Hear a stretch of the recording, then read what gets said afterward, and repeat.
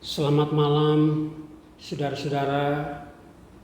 Di Kamis Putih 2 April 2026 ini kita akan bersama-sama belajar tentang kebenaran firman Tuhan yang diambil dari Yohanes 13 ayat 4 sampai 17 dan dilanjutkan ayat 21 sampai 35 dengan tema teladan perendahan diri, pengorbanan diri, dan perintah untuk saling mengasihi.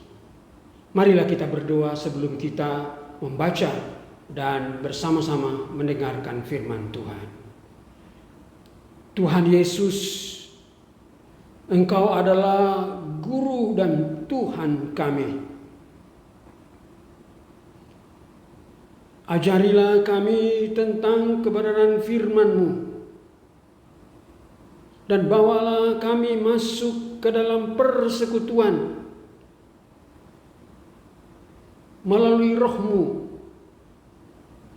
yaitu persekutuan ketika Engkau membasuh kaki para murid-Mu, ketika Engkau mengadakan perjamuan terakhir dengan murid-Mu, dan ketika Engkau memberi perintah agung kepada murid-murid-Mu agar mereka saling mengasihi. Kiranya melalui kuasa Roh-Mu kami bukan hanya masuk ke dalam persekutuan itu, tapi kami akan memiliki kekuatan, kuasa dari persekutuan bersama-sama dengan Engkau dalam pergumulan-Mu dan penderitaan-Mu.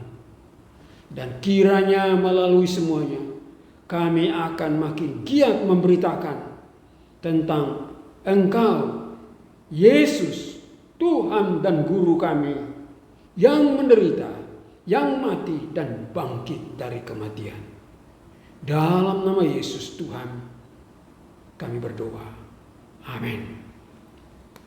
Saudara-saudara, pembacaan Alkitab diambil dari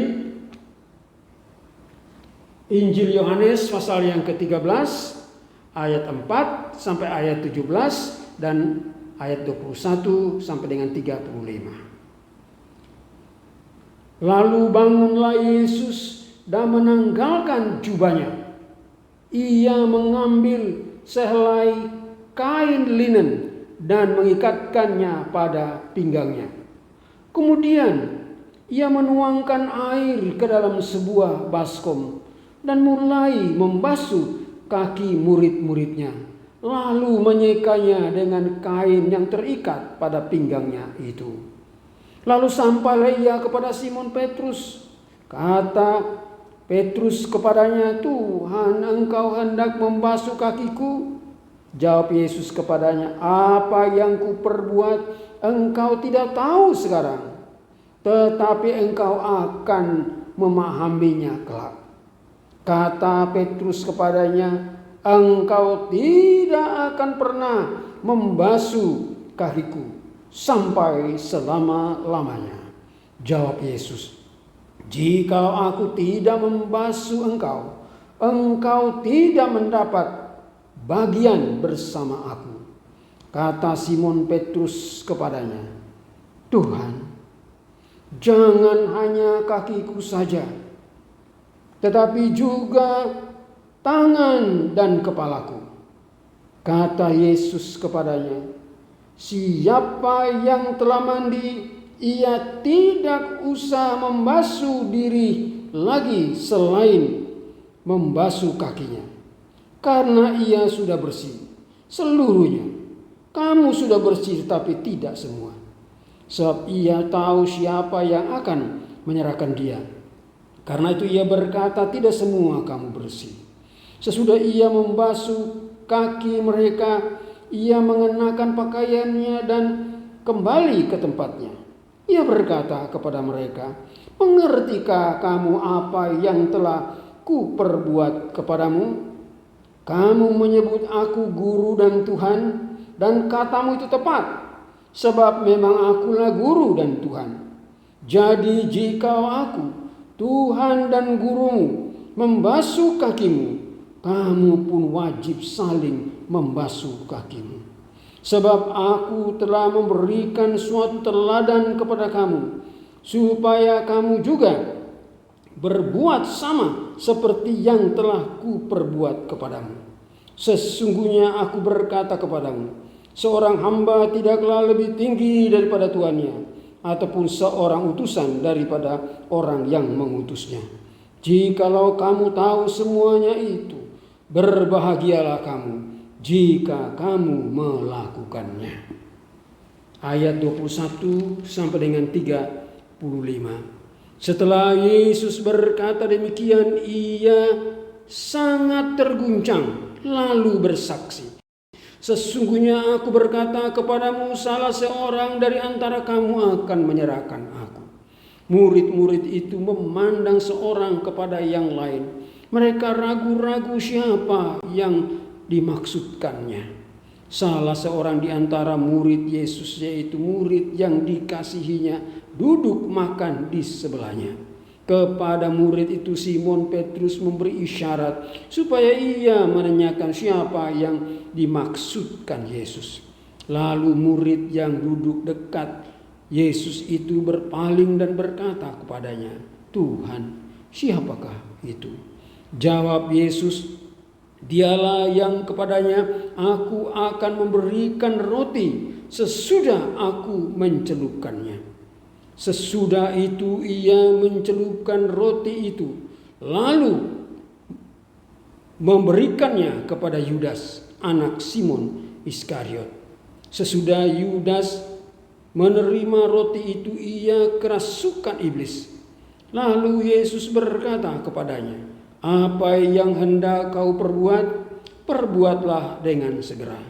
Namun tidak ada seorang pun dari antara mereka yang duduk makan itu mengerti alasan Yesus mengatakan itu kepada Yudas. Karena Yudas memegang kas, ada yang menyangka bahwa Yesus menyuruh dia membeli apa-apa yang perlu untuk perayaan itu, atau memberi apa-apa kepada orang miskin. Setelah menerima roti itu, Yudas segera pergi. Hari sudah malam. Sesudah Yudas pergi, berkatalah Yesus, sekarang anak manusia dimuliakan dan Allah dimuliakan di dalam dia. Jikalau Allah dimuliakan di dalam dia, Allah akan memuliakan dia juga di dalam dirinya, dan akan memuliakan dia dengan segera. Hai anak-anakku, hanya sebentar lagi aku ada bersama kamu. Kamu akan mencariku, dan seperti yang telah kukatakan kepada orang-orang Yahudi, ke tempat aku pergi kamu tidak dapat datang. Demikian pula sekarang aku mengatakannya kepada kamu juga. Aku memberikan perintah baru kepada kamu, yaitu supaya kamu saling mengasihi, sama seperti aku telah mengasihi kamu, demikian pula kamu harus saling mengasihi.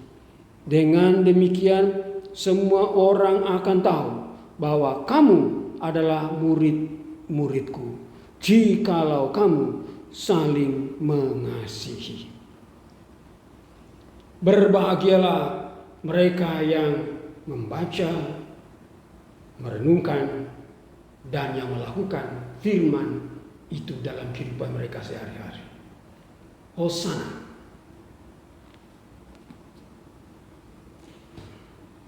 Saudara-saudara, tema Kamis Putih kali ini adalah teladan perendahan diri Yesus, pengorbanan diri Yesus, dan perintah Yesus untuk saling mengasihi.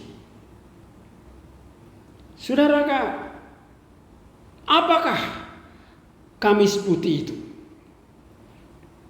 Kamis Putih atau Maundy Tuesday yaitu Kamis di Pekan Suci.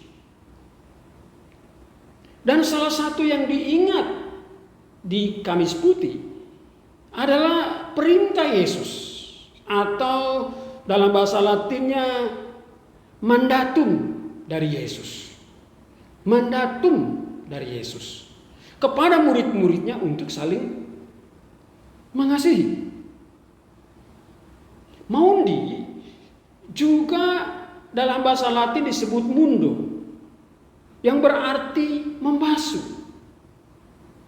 Ini merujuk pada tindakan Yesus membasuh kaki murid-muridnya. Kamis Putih atau Maundy Tuesday adalah salah satu dari perayaan Triduum Suci atau Tri Suci atau Triduum Paskah gerejawi, yaitu Kamis Putih, Jumat Agung, dan Paskah atau kebangkitan Kristus. Triduum Suci atau lebih tepatnya Triduum Paskah adalah puncak dari seluruh tahun liturgi gereja. Ini adalah rangkaian perayaan untuk mengenang sengsara Yesus, kematian Yesus, dan kebangkitan Yesus dari kematian. Saudara, ada 3 ajaran pokok Kamis Putih di Yohanes 13 ayat 4 sampai 17 dan 21-35 yang kita baca tadi.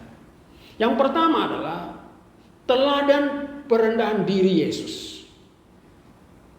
Ayat 4 sampai 17. Dan kemudian yang kedua, teladan pengorbanan diri Yesus. Ayat 21 sampai 30. Dan yang ketiga, perintah agung Yesus untuk saling mengasihi di ayat 31 sampai dengan 35. Yang pertama adalah teladan perendahan diri Yesus. Di ayat 4 sampai 17 diceritakan proses bagaimana Yesus merendahkan dirinya sedemikian rupa, walaupun dia adalah Tuhan itu sendiri, Allah itu sendiri. Seperti yang dikatakan di dalam Filipi pasal yang kedua ayat 5 sampai ayat yang ke-8. Walaupun dia itu adalah Allah, dia tidak menganggap kesetaraan Allah, kesetaraan dengan Allah itu sebagai hal yang harus dipertahankan. Melainkan dia mengosongkan dirinya dan menjadi seorang manusia. Bahkan dalam keadaannya sebagai manusia, ia bersedia menderita, disalibkan, dan mati. Saudara, ini adalah perendahan diri. Dia adalah seorang guru dan Tuhan, pencipta alam semesta dan pencipta semua manusia. Namun di Kamis Putih ini, di malam yang sangat penting, di perjamuan terakhir ini, dia merendahkan dirinya serendah-rendahnya, dan dia mengambil peran sebagai seorang hamba. Dia berlutut di hadapan para muridnya, dia mencuci kaki para muridnya. Ini adalah pekerjaan hamba. Dia merendahkan diri, Tuhan itu sendiri. Saudara, keteladanan perendahan diri. Kadang-kadang dalam hidup kita begitu sulit untuk merendahkan hati atau diri kita kepada orang lain. Kita menganggap bahwa orang lain kadang-kadang lebih rendah dari kita. Pendidikannya, statusnya, atau apapun juga.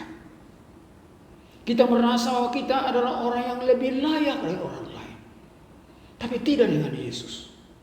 Demi keselamatan manusia, demi menyelamatkan saudara dan saya, dia rela merendahkan dirinya serendah-rendahnya dan mengambil rupa seorang hamba.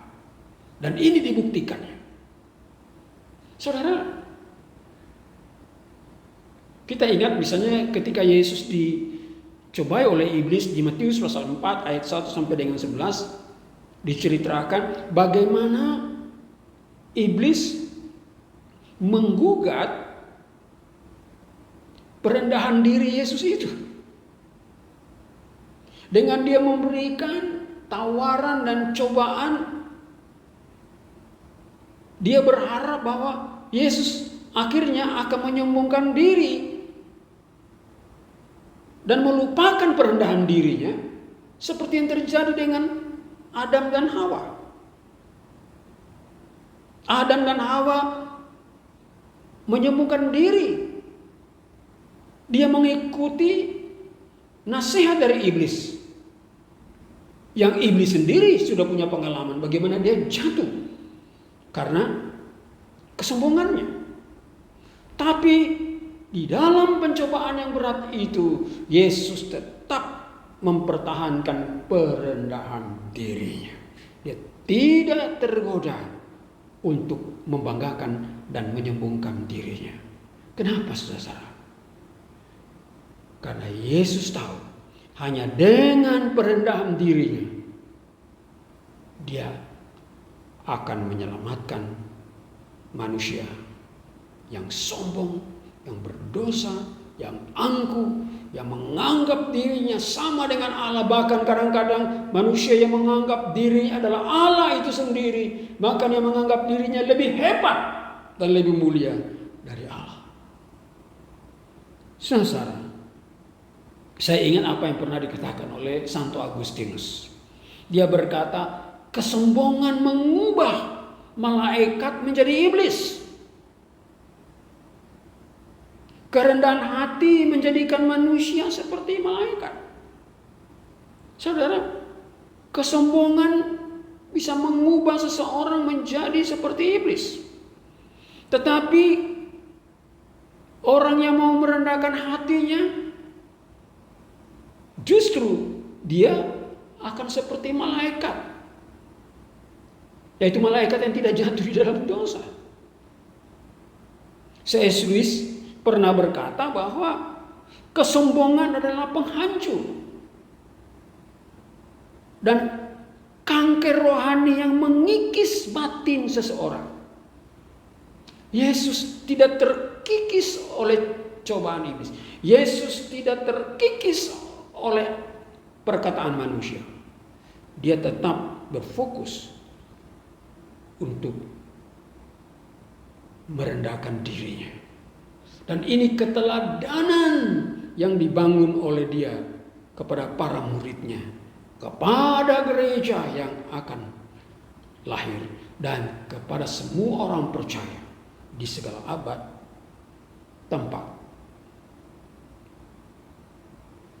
Yang kedua, saudara, adalah di ayat 21 sampai 30 kita menemukan sebenarnya adalah teladan pengorbanan Yesus. Teladan pengorbanan Yesus yang mana yang dibicarakan? Yaitu teladan dia mengorbankan dirinya yang digambarkan melalui sakramen perjamuan kudus atau ekaristi. Yang mana? Yaitu roti itu menggambarkan tubuhnya yang dihancurkan, yang dirusak, yang dianiaya oleh manusia. Dan darahnya yang melambangkan bahwa nyawanya diambil untuk menyelamatkan manusia. Tubuh dan darah Kristus itulah yang dikorbankan. Dia mengorbankan tubuh dan darahnya, nyawanya sendiri untuk menyelamatkan manusia. Saudara-saudara, dia adalah Allah yang kekal sampai selama-lamanya. Tetapi ketika dia memilih menjadi manusia dan dalam keadaannya sebagai manusia, dia rela mengorbankan termasuk nyawanya. Saudara-saudara, besok pada saat kita mengingat peristiwa penyalibannya, kalimat terakhir yang dia katakan adalah sudah selesai. Dan kemudian dia menundukkan kepalanya dan mati. Saudara, Allah dalam kemanusiaannya rela mati. Untuk apa, saudara? Supaya kita hidup, supaya manusia beroleh keselamatan yang kekal. Dia mengorbankan segala-galanya. Itulah sebabnya di dalam perjamuan kudus kita diminta untuk selalu mengingat akan pengorbanan Kristus, kematiannya untuk tubuhnya dan darahnya dikorbankan untuk menebus kita.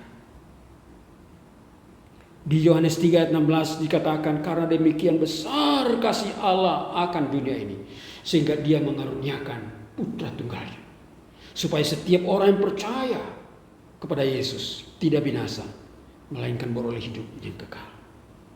Saudaraku, dimanapun saudara berada, apakah di rumah sakit, atau dalam perjalanan, atau dalam keadaan apapun kondisi saudara saat ini, termasuk saudara mungkin yang belum beriman kepada Yesus, saudara dengarlah, Yesus bersedia menderita dan mati bagi saudara dan saya.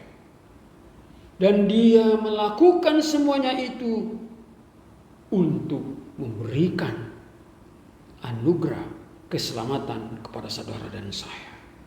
Karena itu terimalah Yesus. Bukalah hatimu di Kamis Putih ini, saudara. Bukalah hatimu kepada Yesus. Terimalah dia menjadi Tuhan dan Juru Selamat. Maka engkau akan mengerti makna daripada penderitaan dan kematian Yesus itu. Dan bukan hanya itu. Kebahagiaanmu bukan hanya ketika engkau menerima Yesus. Tapi kebahagiaanmu ada kebahagiaan yang kekal selama-lamanya. Bahkan sesudah mati pun engkau berbahagia, karena akan bersama-sama dengan Yesus yang telah mati untukmu, yang telah bangkit untukmu, yang telah naik ke surga untukmu, dan yang akan mengangkat kita semua untuk bersama-sama dengan Dia di surga yang kekal. Saudara, teladan pengorbanan diri itu adalah respon Kristiani yang merupakan bentuk dari kasih dan ketaatan kita kepada perintah dan panggilan Kristus untuk pergi menjadikan semua bangsa muridku. Saya ingat kisah tentang seorang misionaris dari Australia yang berangkat ke Papua untuk menerjemahkan Alkitab di salah satu suku di Papua. Apa yang terjadi dengan dia? Ketika dia sampai di suku itu, tidak lama kemudian dia dibunuh. Dan kerinduan dia untuk menerjemahkan Alkitab dalam bahasa suku itu akhirnya terhenti.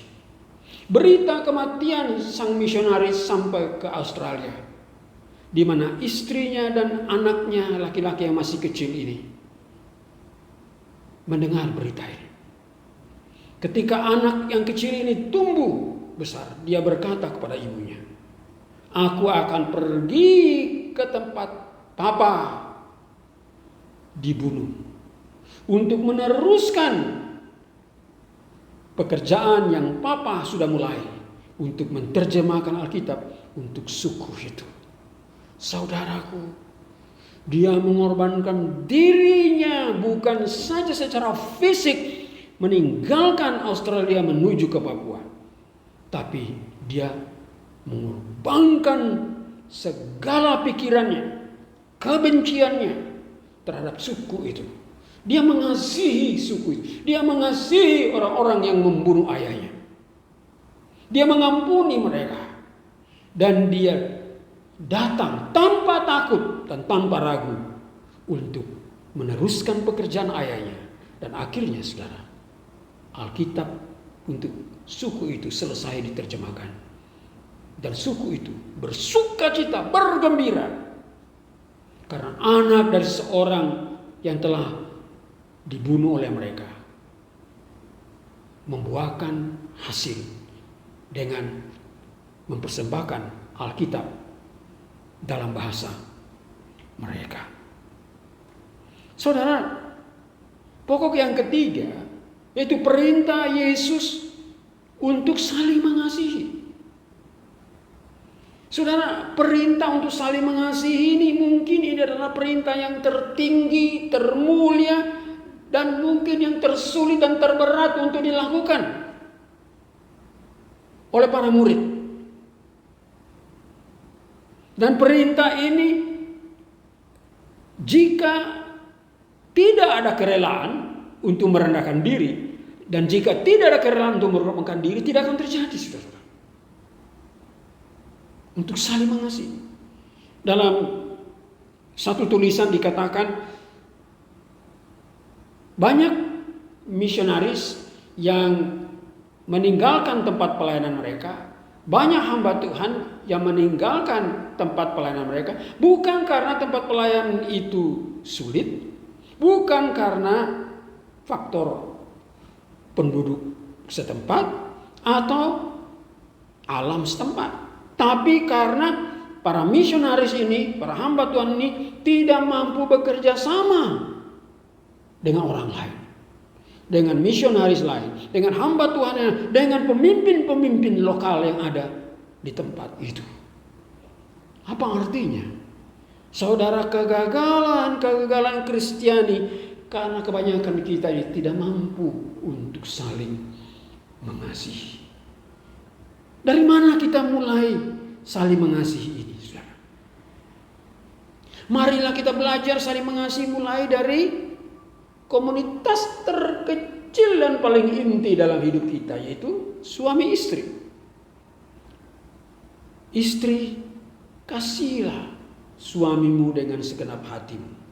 Suami, kasihilah istrimu dengan segenap hatimu. Orang tua, kasihilah anakmu. Anak, kasihilah orang tuamu.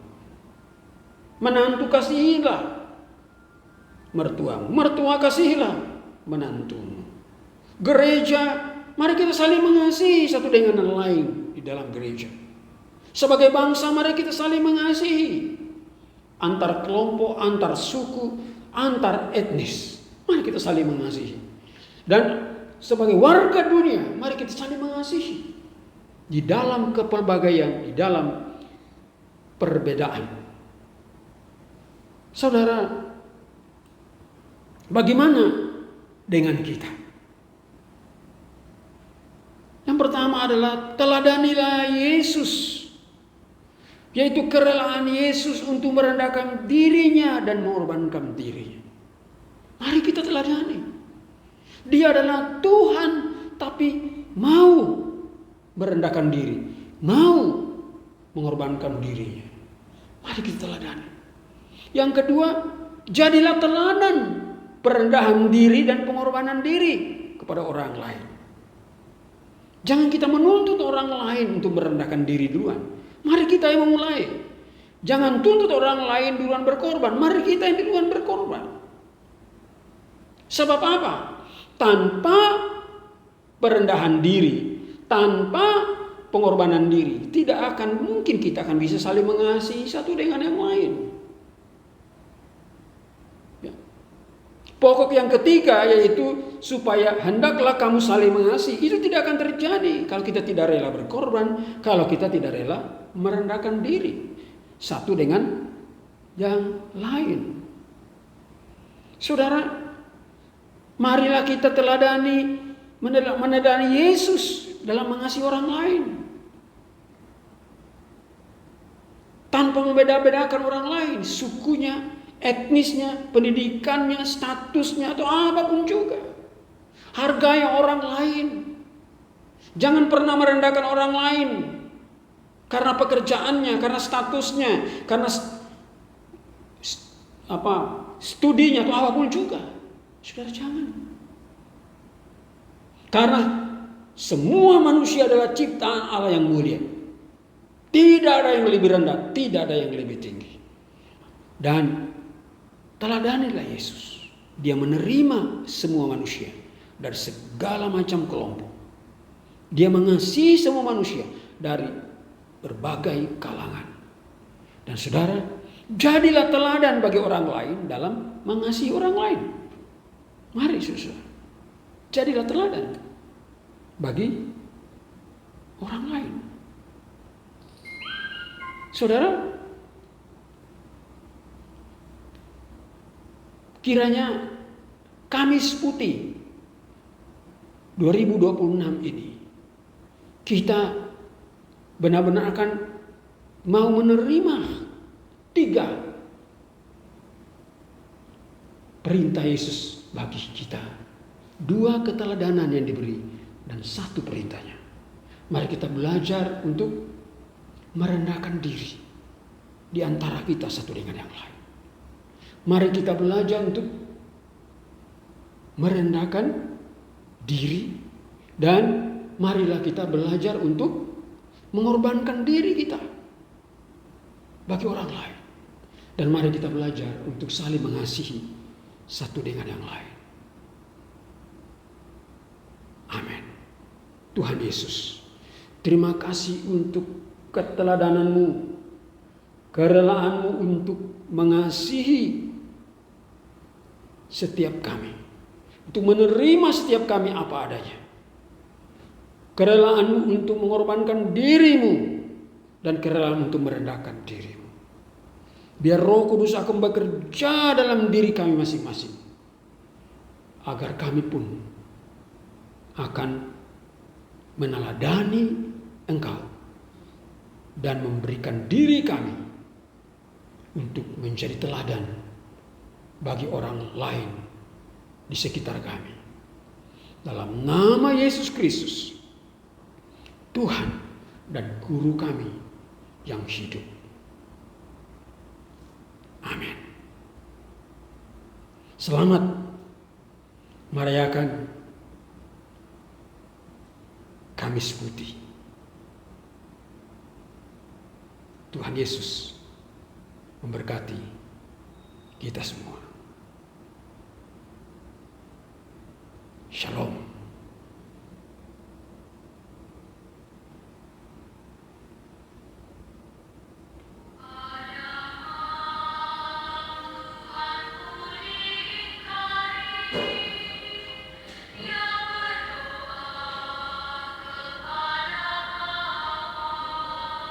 Shalom.